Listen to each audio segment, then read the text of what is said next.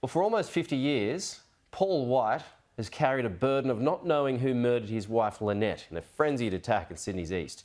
Sky News understands New South Wales Police are now looking at an international lead. It's part one of a special investigation. Danica DiGiorgio reports on one man's lifelong struggle to uncover his wife's killer.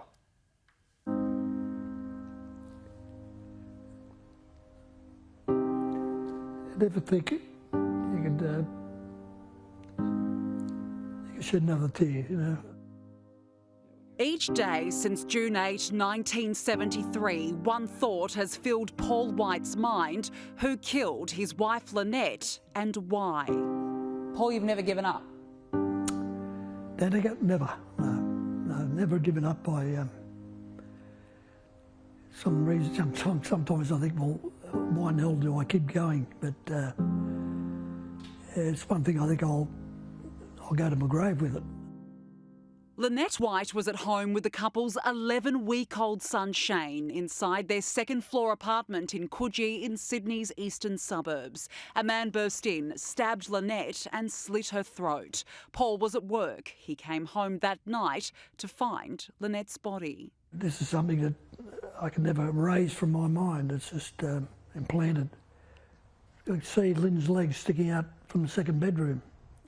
There was just blood everywhere.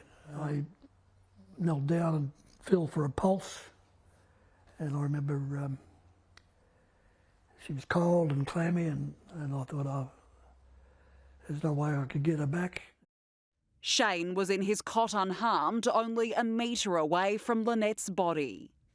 As the 50th anniversary of Lynette White's murder approaches, the case remains an open and unsolved homicide. Sky News understands New South Wales Police are looking at a possible international suspect who lived at the same unit complex as the White family here on Beach Street. That person is believed to be a backpacker who has since died.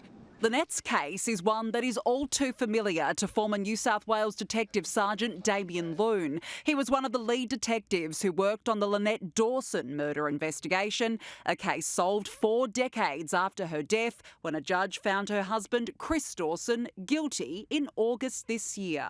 The 50-year-old matters are sometimes difficult to prosecute because often the offender may, or the offenders may be deceased, crucial witnesses may be deceased, etc. But we certainly don't close the books on any homicide until that we finally rest assured that we've chased every rabbit down a hole.